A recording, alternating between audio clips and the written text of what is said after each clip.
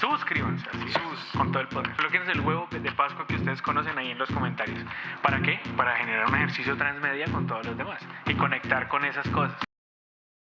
Hola queridos descentrados, bienvenidos a un episodio más. Hoy profundizaremos en el tema de transmedia. Querido Steven, como siempre acompañándonos, buenas tardes. Muy buenas tardes, don Raúl. Y Raúl, quien les habla. Bueno, en una conversación anterior habíamos dialogado sobre los conceptos bases para entender qué es una narrativa transmedia y empezamos a dar unos ejemplos. Pero creo que con el ejercicio que vamos a hacer hoy vamos a profundizar y vamos a ser un poco más tácitos de manera en cotejo más bien de la actualidad con lo que está sucediendo. Querido Steven, ¿qué es transmedia? Bueno, compañeros descentrados, excelente. Bienvenidos nuevamente. La transmedia lo aterrizamos en un ejercicio anterior de que es, en pocas palabras, un nuevo modo de comunicar. ¿Sí? La transmedia entonces se vuelve un ejercicio de comunicación para comunicar, ¿sí? Pero que utiliza distintos medios para poder hacerlo. ¿Sí? Aquí en este ejercicio, pues recordemos que Jenkins es uno de sus más grandes exponentes, ¿sí? Y que la transmedia pues viene desarrollándose desde los 70s, ¿sí? Desde bien atrás. O sea, no es algo nuevo, pero lo que sí fue nuevo hace unos años fue aterrizar el concepto, ¿sí? Y compartir con los demás de que la transmedia existe, ¿sí? Existe, y pues que se le unieron otros más conceptos como el storytelling, los prosumidores, ¿sí? Los fans y así. Sí, es bien.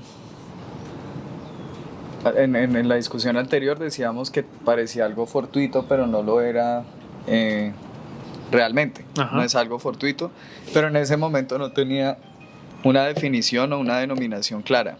Era algo que estaba ocurriendo, pero que no tenía unos parámetros como para poder definirla, para decir esto es transmedia. Exactamente. Y pues vea digamos que tan curioso que es, que después de que se define, se estudia,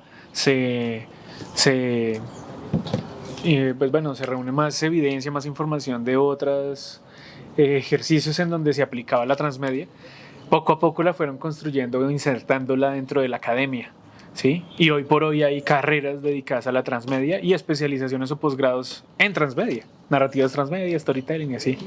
Sí, desde un inicio se pensaba era en el tema del mercado, ¿no? El merchandising, cómo hacemos para potenciar de alguna forma un resultado que tengamos. Recuerden que eso que decimos narrativas transmedias no está ligado meramente a las narrativas audiovisuales o a la palabra escrita, ¿no? La transmedia se puede tomar desde diferentes espectros del conocimiento. Sí, correcto. Te iba a hacer una pregunta. ¿Qué pasa con The Last of Us? The Last of Us, bueno, para quienes no lo sepan, Last of Us viene siendo un videojuego, ¿cierto? Y pues tuvo ya, digamos que varias versiones, ¿sí? En el que pues se desarrolla el videojuego. Este videojuego entonces lo trasladan a una serie, ¿sí? Y con esta serie pues explota, digamos que la narrativa de Last of Us y comienza a dar más que decir, más que hablar. Ahorita se vuelve un fenómeno, ¿no? Para las personas que tal vez no tuvieron la oportunidad de hablar o de dialogar más bien con los referentes iniciales, con la génesis de lo transmedial, que hablamos de Manimals, que hablamos de Transformers y todo eso. Yo creo que The Last of Us es un buen puente para hacer el ejercicio. Antes eran unos resultados X, pero vieron que otros estadios y otros medios lo que iban a hacer a potenciar no solo el mercado, sino que también la narrativa, iban a expandir ese universo. ¿Cuándo crees que empieza a considerarse la transmedia un tema de estudio, un tema tan importante en cualquier resultado pues, al campo que nos compete, que es el creativo? Bueno, pues mire que estuve de hecho pensando en eso, ¿sí? Y podría decir que el ejercicio exitoso de la transmedia, ¿sí? Ocurre en dos espacios. El primero, cuando una gran cantidad de personas se conecta con la historia, ¿sí? O con el contenido. Y número dos, cuando cierta cantidad de personas comienzan a involucrarse en ese contenido y producen sin que se los ordenen. Es decir, que ya hay una reacción con el simple hecho de estar, es lo que hablábamos. Es que son las dos situaciones. Okay. ¿Por qué? Porque una depende de la otra y así mismo, ¿sí? Entonces, por ejemplo, nosotros pueda que nunca hayamos jugado The Last of Us, ¿sí? Pero nos conectamos a través de la serie de Netflix, ¿sí? Okay. Pero el pedo es que nosotros no nos conectamos por la serie de Netflix, sino por los comentarios que hacía otra gente sobre las críticas de, por ejemplo, la actriz que interpreta a la personaje del videojuego. Okay. ¿Sí? Entonces, solamente hasta ese punto, hasta ese alcance de una persona X que probablemente sea un fan del videojuego, ¿sí? O no, fue que nosotros conectamos. Y ahí descubrimos que había una serie en Netflix y pues que había un juego que se está desarrollando y que se va a lanzar uno nuevo y así. Ahí es muy importante entonces aterrizar el papel fundamental que cumplen los prosumidores, ¿no? Recuerden que nosotros hablamos de usuarios, espectadores y prosumidores. El espectador es alguien que consume el resultado independientemente de su denominación. El usuario intenta proponer, usa el resultado, pero el prosumidor lo que hace es darle ese fenómeno de las falencias, de las otras posibilidades, de los otros universos a desarrollarse, o esas narrativas independientes que pueden, o sea, empiezan a proponer también esas narrativas independientes que pueden crear un nuevo universo, ¿no? O que pueden más bien nutrir ese macrouniverso. Sí. Entonces, por ejemplo, pues un ejemplo un poquito más cercano, ¿sí? Es Avengers. ¿Sí? Todo ese universo de Avengers, de Marvel, que se construyó, ¿sí? Entendámoslo a través de franquicias, ¿sí? Las franquicias en este sentido son las marcas de superhéroes, ¿sí? Entonces son los Vengadores, está Iron Man, que es otra franquicia, está Thor, que es otra franquicia, y así. Entonces Avengers es una nueva. Avengers es la que reúne todas esas marcas, ¿sí? Pero cuando se construyó toda la narrativa, ¿sí? Se planearon, digamos, como 20 años de películas, ¿sí? En la que una sucedía a la otra, ¿sí? Y se inventaron las escenas postcréditos, que era lo que hacía, que era conectaba con la siguiente película, o no con la siguiente, sino la que venía después, ¿sí? Entonces, esto es una narrativa que se piensa en distintos productos, en este caso son distintas películas, ¿sí? Permitía, ¿sí?, que se generaran especulaciones de qué podría ser o no en un contenido futuro de la misma narrativa, ¿sí? Entonces, ¿cómo era eso? Por ejemplo, los últimos, digamos que contenido que se creaba era antes de que llegara Falcon y el Soldado del Invierno, ¿sí? Era, este es el orden correcto para ver todo el universo Marvel, ¿sí? Y entonces le decían a usted, la primera que se tiene que ver es Capitán América. ¿Por qué? Porque temporalmente es la más vieja, ¿sí? A pesar de que era la que daba la apertura a la actualidad. Cronológicamente, ¿sí? Entonces, a nadie, o sea, los de Marvel nunca crearon esa línea de tiempo, ¿sí? Pero alguien que se interesó creó ese contenido para alguien más, ¿sí? Y entonces, a partir de él, comenzaron a conectar a más personas y a decir, uy, hagamos maratón, ¿sí? Y comenzaban a verse las películas en ese orden que alguien más se puso a organizarlas, ¿sí? Eso nomás. Eso pues es un ejemplo, ¿no? De la narrativa, pues, de los productos que se crean, ¿sí? A través de eso. Cuando sale Avengers Endgame, ¿sí? La especulación que se dio era el color morado, ¿sí? Haciendo alusión de que podría ser Galactus. Ok. ¿Sí? Pero pues al final nos dimos cuenta que siempre ha sido Thanos, ¿no? Siempre fue Thanos. Entonces, pero esa especulación, ¿sí? Esos finales ligeramente abiertos, ¿sí? Eran los que generaban esas inquietudes y el ejercicio de que otra gente los creara, ¿sí? Diera información, creara cosas, contenido, y por lograr conectar a más personas en el universo. O sea que en esa postulación, y recapitulando un poco, estamos diciendo, por eso la transmedia, bueno, ahora tiene tantos estudiosos, empieza a dialogar con la academia, empieza a habitar los espacios académicos. El prosumidor entendemos que juega un papel fundamental, porque creo que es el segmento que propone qué es lo que va a interesar después, ¿no? Pasa ahorita con este tema de Minecraft, un poco de guiños, y ya vamos a dar un ejemplo de eso. Sí. Entonces la transmedia parte de construir ese macrouniverso, hace el estudio de mercados para saber qué es lo que quieren consumir las personas que proponen lo que van a consumir. O sea, ya no es un ejercicio, entre muchas comillas, a la antigüita de, bueno, hagamos el diagnóstico, bueno, se hace un diagnóstico, pero miremos a ver qué pasa, sino que prácticamente toda esa conexión que generan los resultados con los nuevos medios y los prosumidores nos dan certezas de que este resultado va a ser bueno. Exactamente, es un ejercicio a priori. Ok. Ajá, entonces es básicamente que, bueno, retomemos el inicio, ¿no? Okay. La transmedia entonces es una forma de comunicar, ¿vale? Una narrativa, sí. ¿Cierto? Pero el pedo es que actualmente, después de haberse dado tanta investigación y tantas cuestiones, se logró aterrizar la forma en que se puede utilizar la transmedia como herramienta para que funcione, para que sea efectivísima, ¿sí? Entonces voy a agregarle más a esto. Supongamos que nosotros estamos creando The Last of Us, ¿cierto? Creamos el videojuego como producto, ¿sí? Se publicitó para que lo conocieran, se hicieron unos comerciales, Videojuego. El videojuego, el primer producto, ¿cierto? A partir de ese momento, cuando, bien lo dice Raúl, cuando el análisis de mercado indica que puede llegar a ser un éxito, tiene una tasa, un porcentaje de éxito muy alto, ¿sí? Porque muchos lo están jugando, ¿sí? La misma empresa o el mismo creador, ¿sí? Empieza a plantear la estrategia, o si contrata pues una agencia que se dedique a esto y demás, ¿sí? Entonces, una táctica, ¿sí? Una estrategia importante es el tema de los influencers, ¿sí?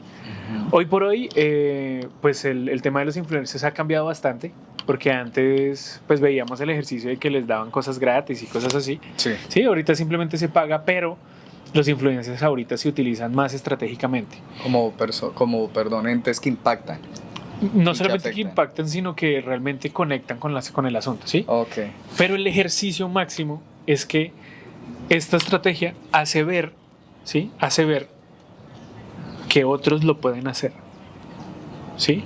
Entonces es como una especie de cascarilla o de dulce de recompensa, ¿sí? Que incita o invita al público en general a hacer lo que este influencer está haciendo, ¿sí? Entonces, un ejemplo, llegan y me contratan a mí como influencer, ¿cierto? The Last of Us, estamos ahí. Sí, sobre The Last of Us.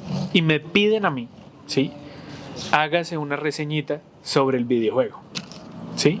Luego consiguen y contratan a Raúl y le dicen, necesito que haga una crítica sobre el juego, ¿sí?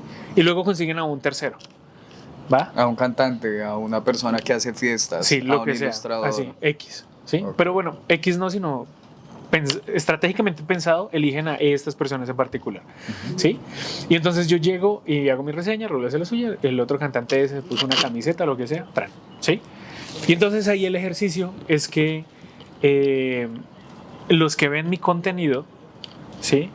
Van a decir, uy, este man lo que está diciendo es verdad, ¿sí? Y resulta que yo también estoy haciendo streaming.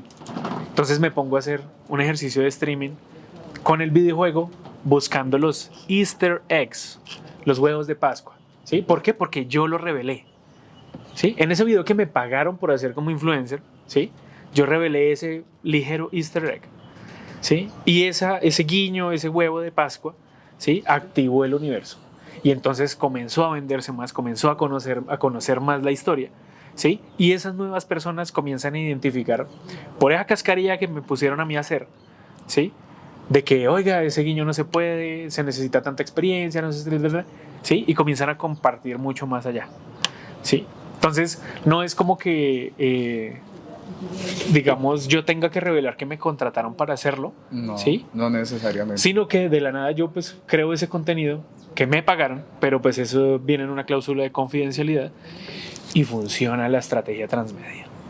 ¿Sí? Hay algo muy interesante con los videojuegos y para nutrir mucho más el comentario de Steven. Recuerden que la transmedia atraviesa diferentes medios siempre y cuando la narrativa lo necesite. Nosotros podemos estar hablando de fiestas, podemos estar hablando de juegos de cartas, podemos estar hablando con la promoción de un producto, vamos a hablar de promoción o con la creación de ese macrouniverso. Entonces se crean estas narrativas independientes, ¿sí? Con el ejemplo que dabas ahorita me parece perfecto. Entonces la narrativa del mundo de Hulk va a entender, o las personas que vean eso van a entender que existe un universo más grande que se llama Marvel, ¿sí? Y no necesariamente tiene que cumplir cronológicamente con una lectura para entender la totalidad de ese universo. Y miren todos los resultados en producto de creación y resultados que salen hacia el mercado. Pero lo más potente ahí que decías, y una buena estrategia de esa serie de resultados audiovisuales, los finales postcréditos, que lo que hacen es dejar ese pellizco, ese qué pasará, esa especulación, y eso mismo es lo que empieza a cautivar y atrapar. Ahorita que tenemos la información un poco más inmediata, mucho más inmediata, pues empiezan a crear estos mitos o estas especulaciones como necesidad de la misma narrativa.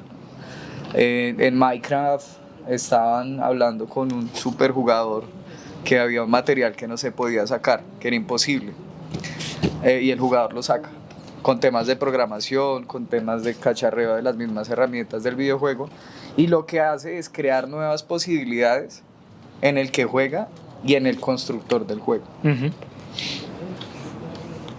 Y así, lo mismo que, bueno, hablando pues estrictamente de videojuegos, ¿no? Lo mismo que pasó con Guitar Hero, ¿sí?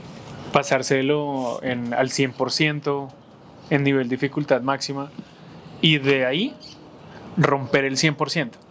Y entonces era pasar el mismo juego al 105, al 110 y se comenzaba a generar de la nada un ejercicio competitivo, ¿sí?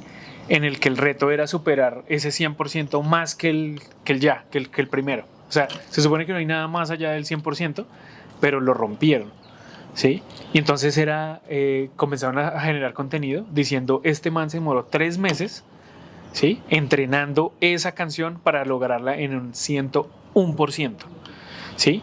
Y entonces cuando el man lo corona, aparece otro, ¿sí? Que se dedicó 5 meses y lo logró al 109, o sea, mucho más monstruo. Y así comenzaron a generarse estos ejercicios competitivos para ver quién lograba más del 100%, más allá del último que rompió el score. Ya que tú hablas, o bueno, nos comentas que es un tema de estudio, ¿cuáles son los pasos fundamentales, o qué más bien, ahorita vamos a eso? ¿Qué pasa o qué crees que pasa con una propuesta que hoy en día no tenga elementos transmedia?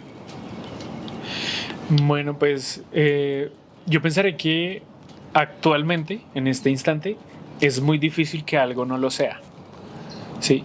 Que pueda ser que no se, digamos que aplique estrictamente una estrategia transmedia, pero el mundo está tan conectado, ¿sí? Que se vuelve uno, ¿sí? Entonces, por ejemplo, pienso que el ejercicio más fuerte actualmente que se puede haber desarrollado con transmedia es la IA. Okay. ¿Sí? El uso de la IA se volvió un ejercicio transmedia loquísimo, ¿sí? Entonces retomemos este paso tan sencillo, esta actualización de ChatGPT con la creación de imágenes, ¿sí? Cuando se volvió ese fenómeno de las fotografías con el estilo Ghibli, ¿sí? Fue una vaina loquísima. ¿Por qué? Porque lo vimos una vez, ¿sí?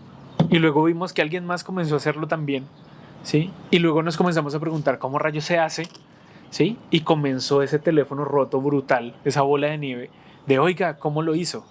¿Sí? Y luego comenzó a aparecer más contenido de cómo hacer la imagen de Estudio Ghibli, por TikTok, por YouTube, por todo lado. Y entonces así todo el mundo se enteró que ChatGPT puede generar imágenes. ¿Sí? ¡Wash! Eso es un ejercicio transmedia loco. Sí, porque de igual manera afecta hasta a las personas que no saben cuál es el tratamiento Ghibli o qué es el estudio Ghibli, ¿no? Absolutamente todo. Solo, bueno, es moda, es tendencia, yo tengo que estar ahí. Ajá.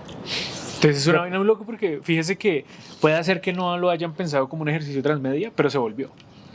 Yo pensaba en este tema de los especialistas, ¿no?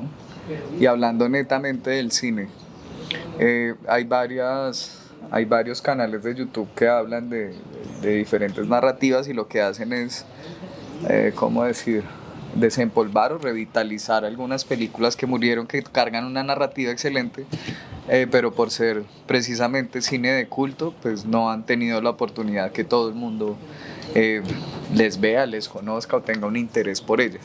Sí. Cuando la transmedia empieza a habitar el espacio académico, sabemos que se da, que es muy difícil que no se vea, menos que yo cree una hojita acá, no le saque una fotografía ni nada y juguemos los dos y no haya registro en absoluto de eso, porque no hay un interés de ahí. ¿No crees que en ese ejercicio transmedial entonces se empieza a perder la esencia de un mismo resultado y se empieza más bien a construir a partir, de la necesidad de consumo que tengan los prosumidores? Ay, pues es que, o sea, Y entraríamos al tema, bueno, ¿y yo para qué creo? Para mí, para mi mamá, para mis amiguitos, para... No, lo que pasa es que pienso que el tema del consumo, ¿sí? Sí. O sea, el consumir algo es netamente, no sé, como, digamos que capitalista o financiero, ¿sí? Porque es que lo que prima es el ejercicio de compartir la información, ¿sí? Okay. Por eso es que la transmedia es un ejercicio de comunicar, ¿sí? De comunicación. Yo creo este contenido, ¿sí? Porque yo quiero compartir mi experiencia y lo que yo sé que usted no, ¿sí? Y eso hace que se vuelva, pues digamos que un escalón, un peldaño, para que ese otro que lo vea lo continúe. Es como pasar una antorcha. Es básicamente digamos que el sentido filosófico de la transmedia es pasar las antorchas, ¿sí? ¿Por qué lo digo de esa manera? Porque independientemente, bueno, primero sentémoslo en que es una narrativa, ¿no? Es una historia, ¿cierto? Que los dueños pueden crear más historias dentro de ella, pero nos pican la muela para nosotros producir otras cosas. Y de ahí es donde nacen los finales alternativos que hacen las otras personas, ¿cierto? Universos alternos, que es cuando comienzan a salir los macroversos. Cuando los fans proponen Cosas, ¿sí? Cuando, por ejemplo, lo que pasó con Ataque de los Titanes, ¿sí? Que sacaron un resultado alterno. Un resultado alterno porque no estuvieron tan satisfechos con ese final, ¿sí? Independientemente del creador de la obra, ¿sí? Los universos alternos de, por ejemplo, Naruto, ¿sí?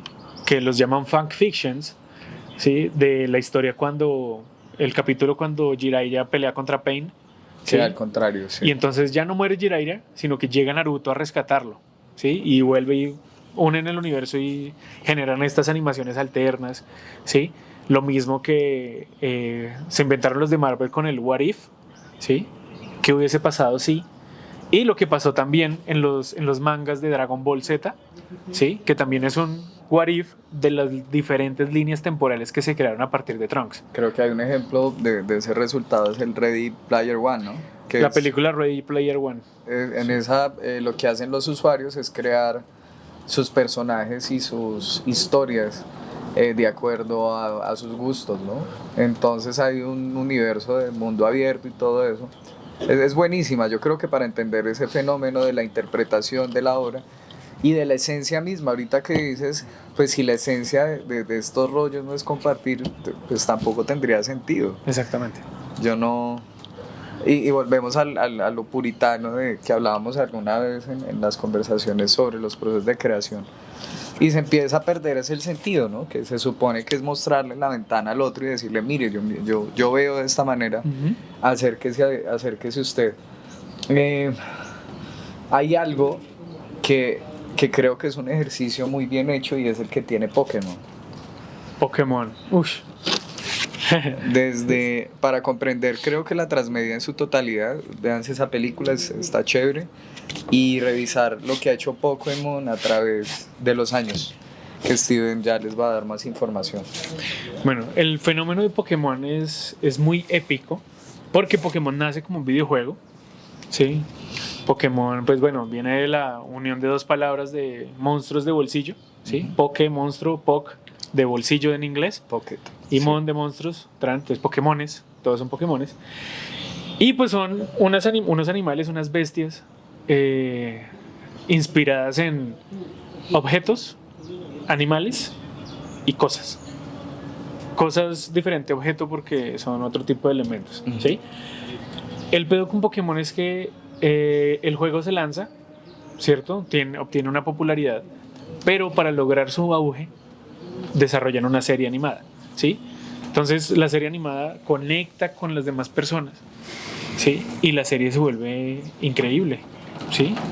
Un niño de 10 años que toma la primera decisión difícil De su vida. Sí, encontramos en latino una oración muy tradicional que es la de el que madruga Dios le ayuda. Le dice el profesor Oak a Ash y le dice y en este caso se queda con el Pokémon porque ellos dan 3 iniciales, ¿sí? Es la primera gran decisión de un niño que quiere ser maestro Pokémon. ¿Sí? Luego de esto, de uno comenzar a ver la historia de Ash Ketchum del pueblo Paleta con su amigo Pikachu, y le comienzan a uno a enseñar en los comerciales. Adivina quién es este Pokémon y sale las siluetas. Y entonces uno comienza a aprenderse los Pokémones. Y además de que se inventan los opening, ¿sí? Los ending con las canciones de los 150 Pokémon, nombrándolos. De a grupos como de a 20 Pokémon. Como eran las canciones. para que uno aprenda las letras. Ajá. Y entonces llega la película de Pokémon, ¿sí? En cine, ¿sí? Cosa que no se veía. ¿Sí? Llega al cine, Pokémon al cine, con su película de Pokémon y aparece Mewtwo. ¿Sí? Y el pedo es que se supone que eran 150 Pokémones. ¿Sí? Y Mewtwo rompe eso y ahora hay 151. Y empieza a abrir la narrativa desde Totalmente, la película. Desde esa película. Recuerden, ¿sí? tenemos juegos. Tenemos los juegos didácticos de interacción en la televisión. ¿Qué más tenemos hasta ese momento? Hasta ese momento vienen solamente los juguetes, ¿sí? La película, la serie animada y el videojuego, ¿sí? Continúa. Ese videojuego, pues por la tecnología mientras va avanzando, pues entonces cambia de connotación, entonces es a color, ¿cierto? Pues pasa de blanco y negro a color y así sucesivamente. Recuerden que el producto inicial de Pokémon es un videojuego, ¿sí? Por lo tanto, la intención de estos juguetes y la serie animada es que descarguen o compren el juego y las consolas, ¿sí? Entonces, de ahí, cuando Mewtwo aparece y abre ese universo, esa narrativa, y vemos que Ash Ketchum del pueblo Paleta se vaya a otras ciudades, ¿sí? Y nos damos cuenta que hay otras regiones, ¿sí? Y otros profesores Oak y toda esta cuestión, ¿sí? Aparecen 3 iniciales nuevos, ¿sí? Y entonces aquí se amplían los 151, ¿sí? Ya a 300, por ejemplo. Suponiendo que son 150 por región. Okay. ¿Sí? Y entonces aparece Trico, aparece Torchic, aparece Cyndaquil, Totodile. Sí, se amplía todo el universo y comienzan a repetir ese ejercicio por regiones. ¿Sí? Ya ahorita último, pues eso ha salido, Rubí, Esmeralda, perdón, sacaron Pokémon legendarios, creadores de la Tierra, del universo, de la vida, conectores, fantasmas, historias, todo para conectarlo a los videojuegos, ¿sí? Y sobre la marcha se creó un juego de cartas, ¿sí? Que son las cartas Pokémon que hoy en día pues son vigentes y también tienen valor. Ese universo de las cartas pues tuvieron que contratar ilustradores muy buenos, ¿cierto? Para generar los universos de estas cartas y entonces comenzaron a conectar más también, porque entonces ahora, uy, qué chimba el Pokémon, quiero ilustrar yo y comienzo yo también a proponer mis ilustraciones de Pokémon, toda esta cuestión. Y que resulta siendo como un remake de absolutamente todo lo que va pasando. Es impresionante. Veía el otro día a 2 muchachos hablar sobre una carta que es Charizard del primer juego de cartas que salió, que eso es invaluable ya. Sí. Y cómo empiezan las colecciones y se empiezan a crear otras narrativas sobre ese medio de cartas, ¿sí? Que no tienen que ver precisamente con la historia de Pokémon en su desarrollo, Pero sí tiene que ver con el tema de los atributos y el conocimiento específico de las especies de Pokémon, entre comillas, por regiones. Ajá. Y así. Y ahorita, bueno, cuando aparece la realidad aumentada, que desarrollan Pokémon Go, ¿sí? Entonces se vuelve una nueva forma de ser un maestro Pokémon. Entonces ahora yo puedo atrapar los Pokémon en tiempo real, ¿sí? Con mi celular. Pokémon Go es un aplicativo que está en diálogo con, no sé si Google, bueno, con un tema satelital, y lo que hace el videojuego es que te manda por diferentes sectores de la ciudad. Tú vas con el celular y te dice posiblemente allí está un Pokémon y vas y lo atrapas desde tu celular. Y no solo eso, el mismo juego de Pokémon, ¿sí? O bueno, los creadores generan micro torneos, ¿sí? Torneos de ciudad y sacan Pokémones particulares. Un Magikarp dorado, ¿sí? El Magikarp dorado se conecta con los videojuegos de Pokémon, ¿sí? En el que un Magikarp dorado cuando evoluciona se convierte en un Gyarados rojo. Okay. ¿Sí? Y el Gyarados rojo era uno de esos Pokémon que uno quería atrapar desde los videojuegos anteriores, aparte de los legendarios. ¿Por qué? Porque solo hay uno, güey. ¿Sí? Entonces comienzan a generar todas esas narrativas porque ya cuando comienzan a compartirse, cuando el Game Boy se puede conectar y jugar intercambiar Pokémones, ¿sí?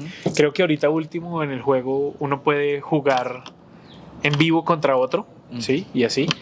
Era pues tener unos Pokémones que otro no tuviera. Sí, literal el intercambio físico de cartas, ¿no? Para los que son de generación de cartas y para los que no, pues lo que ustedes hacen interconectados en cualquier juego de mundo abierto. Sí, de ahí se comienzan a generar los blogs, ¿cierto? Entonces ahora hay una PokéWiki, ¿sí? Como Wikipedia de Pokémon, donde está información de cada uno de los Pokémones, entrenadores, personajes, de la historia, todo, güey. Eso es un universo loquísimo de narrativas, toda la vaina. Y pues claramente comienzan a surgir nuevas historias a partir de quienes los juegan, ¿sí? ¿Quién es el más legendario y quién se podría asemejar llamar maestro Pokémon aquí en la vida real como en el videojuego? ¿Sí? Y comienzan a construir toda esa vaina. Entonces ya comienzan a aparecer leyendas, ¿sí? De por ejemplo, no sé, un Raúl, ¿sí? Que se pasó el juego, la Liga Naranja con un Blastoise. Sí, supongamos que con un Blastoise o con un Squirtle sin evolucionar, ¿sí? Entonces, uy, se man muy violento porque le gana a todos con los Pokémon iniciales, por ejemplo. Y mira que con eso que dices ahí, me acuerdo del ejemplo de Gran Turismo. ¿Sí te acuerdas de ese juego? Sí. Sí, crean un torneo pues de personas que a ver quién compite mejor, ¿no? Y una persona se mete tanto en este rollo para promocionar el mismo videojuego que lo ponen a competir en vida real. O sea, le gana un poco de gente y en realidad la interfaz llega a evolucionar tanto y las extensiones del juego llegan a funcionar tan bien que obviamente el pelado necesita entrenamiento físico y todo eso, pero logra llegar a ser uno de los mejores de una de las carreras patrocinadoras de este juego. Pues Steven, yo creo que ahí acotamos varias cosas. No sé si quieras abordar algo más. Pues digamos que como para darle un pequeño cierre al tema de la transmedia es que en este instante la transmedia no es que esté sonando mucho, ¿sí? Pero está entre nosotros. Prácticas cotidianas. Sí, está entre nosotros. ¿Sí? Las estrategias transmedia se ejecutan en silencio. ¿Sí? O sea, yo como cabeza, ¿sí? Planifico una estrategia transmedia y se lanza en absoluto silencio. La estrategia transmedia ocurre. Sí, no va a ser estrategia de cartas para impulsar el videojuego y no va a tener título, simplemente se hace algo orgánico. Se comienzan a hacer las cosas de esa manera y ocurre. Después es que nos revelan que se realizaron este tipo de estrategias, se plantearon estas cosas y así funciona de forma espectacular. ¿Sí? Retomando lo de The Last of Us, ¿sí? Las críticas de la actriz que interpreta al personaje del videojuego, ¿sí? Son las que quizás haya sido intencional para que hablaran del juego y se pudiera vender más y demás, ¿sí? Lo mismo que pasó con las tendencias woke de Disney, que ya se patraciaron porque pues ya no pueden permitirse más pérdidas, ¿sí? Por ciertas, digamos que minorías, ¿sí? Y pues ya están más o menos retomando el asunto completamente, ¿sí? Recalcar que la transmedia es un ejercicio, una manera de comunicar y pues que estratégicamente usada potencia el éxito de una manera increíble. Realmente lo conecta uno con unos universos y narrativas espectaculares, ¿sí? Y pues estos son unos pequeños ejemplos, pero hay muchísimos. Depredador, Alien, ¿sí? Miren lo que pasó con Mortal Kombat ahora, Uy, ¿sí? Que comenzaron a cumplir un sueño. Mortal Kombat cumple un sueño de todos los usuarios y es poder jugar, ¿sí? Con personajes de otro tipo de franquicias. Lo mismo que pasó con Super Smash, ¿sí? Pero en este caso con Mortal Kombat.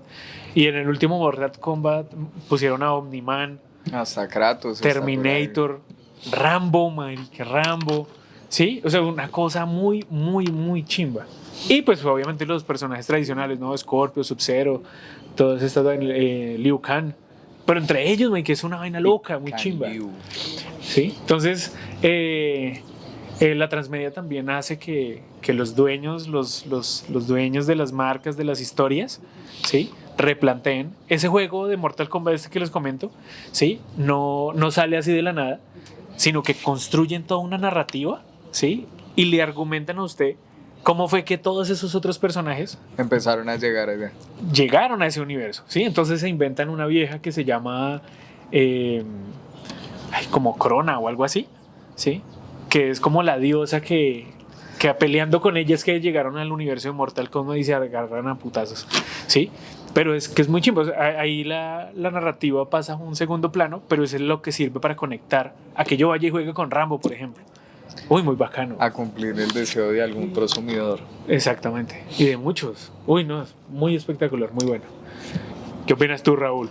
Pues, querido Steven, la transmedia es una narrativa, es un fenómeno comunicacional que en pocas cuentas lo que intenta hacer es construir un universo desde narrativas independientes o micronarrativas, que ahora pertenece a un campo ahora pertenece a los espacios de la educación, para la educación, a los espacios académicos.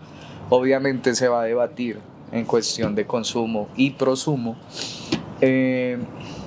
y creo que hay varias cosas como para revisar ahí desde los procesos de creación en una próxima conversación, que ya tiene que ver más con el aprovechamiento de las tecnologías, porque la misma transmedia ha estado ligada con la evolución de las interfaces, con las evoluciones tecnológicas, que me parece muy, muy chévere eso de compartir, de poder unir historias. Creo que la humanidad está acá es precisamente para dialogar, y creo que uno de los sacamientos y alejamientos de los procesos de creación es imposibilitar al otro para que se comunique, y creo que la transmedia logra romper con eso.